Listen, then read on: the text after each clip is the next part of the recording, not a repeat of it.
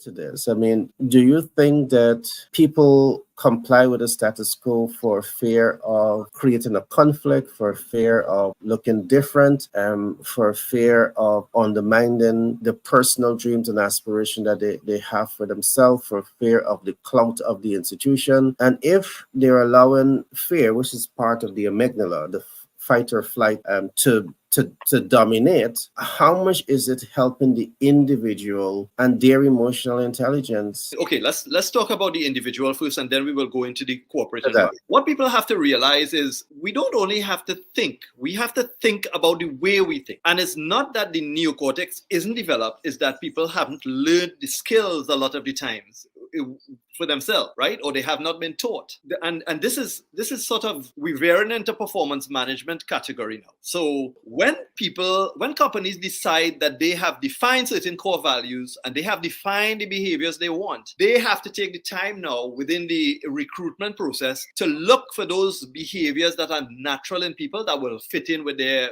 organization. But a lot of the times people hire based on the wrong criteria. And some people find themselves in jobs where they don't agree with what is being done. They don't agree with what is being said. And maybe it's the culture of the company to shut people down. Not every company is like that. But the companies who encourage a level of psychological safety would listen to what people have to say, take their ideas, because there's a difference between consensus with your employees and getting a commitment from them. You don't need consensus all the time, but you could get commitment even without consensus. And I know that sounds strange, right? But let me explain. Let's suppose a leader was in a meeting. They said something and one person did not agree. If the leader took the time to listen to what they had to say and then gave a response like, okay, I'm glad you brought that up, Nigel.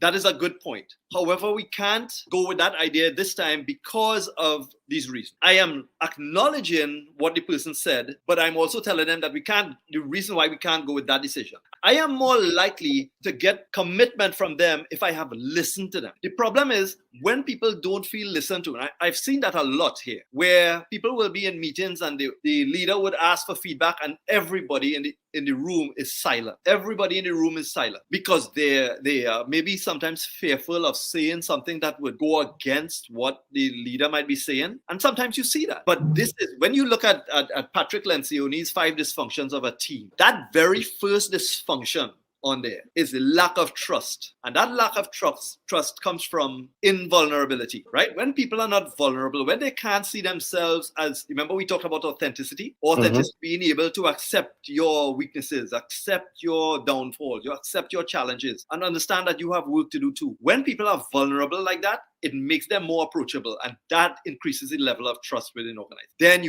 the other dysfunctions are not going to cascade upwards. It's going to be improved. So that is what we need in linking emotional intelligence to the performance management concept that we are talking about. Okay.